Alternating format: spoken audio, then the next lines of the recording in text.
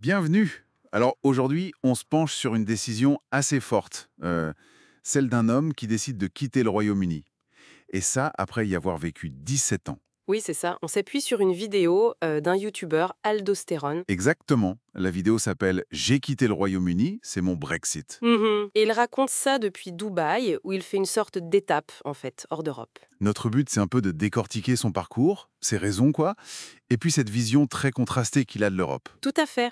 Il présente vraiment ça comme son Brexit à lui, un Brexit individuel.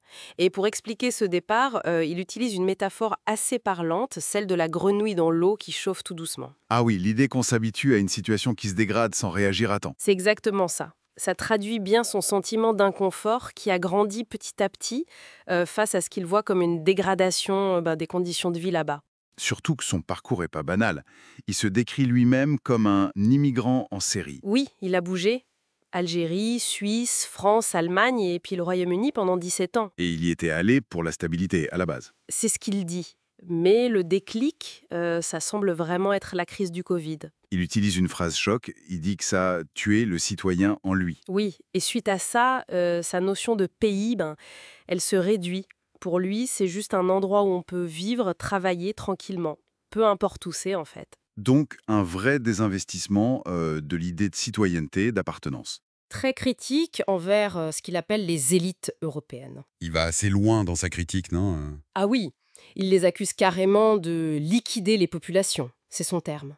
Sous divers prétextes, il cite le climat par exemple. C'est extrêmement fort comme accusation. Oui, et il y a aussi cette analogie particulièrement dure, celle de la femme battue. Pour décrire le rapport entre les peuples européens et leurs dirigeants. C'est ça, l'idée que les gens subiraient une situation difficile sans rien dire, en pensant que c'est pareil ailleurs. Bon, là, il faut vraiment souligner, et c'est important, que ce sont ses opinions à lui, ces mots tirés de la vidéo. Absolument.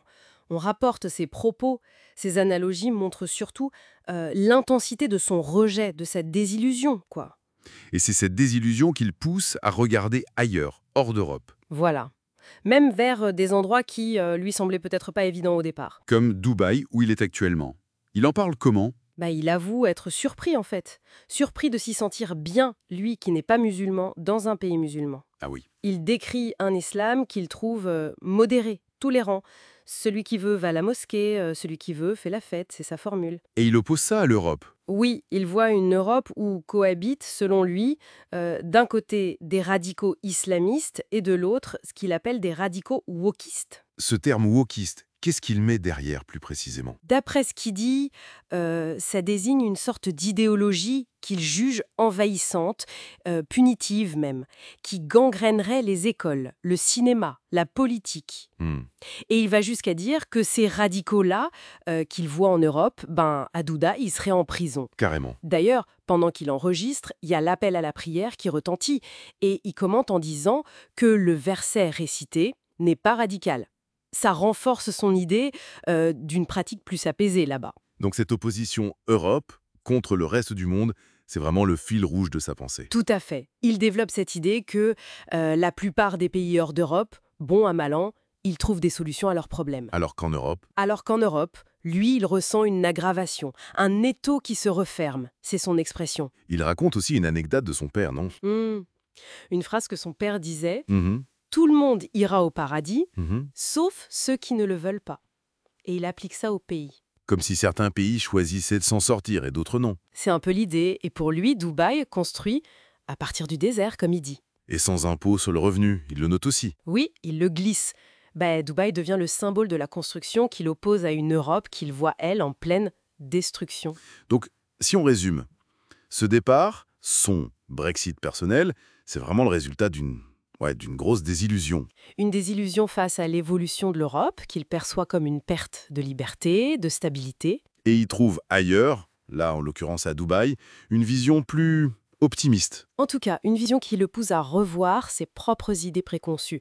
C'est vraiment l'expression d'un besoin personnel de se libérer, quoi. Ça amène à réfléchir, c'est sûr. Oui, ce témoignage, même s'il est très personnel, il soulève des questions intéressantes sur comment on perçoit la stabilité, le progrès, la liberté. Selon son propre parcours, son propre ressenti. Exactement. Comment l'expérience, le sentiment d'appartenir ou de ne plus appartenir à un endroit peut façonner une vision aussi tranchée des choses. Hmm. Une bonne question pour finir. Comment on interprète le monde, finalement, à travers le prisme de sa propre vie?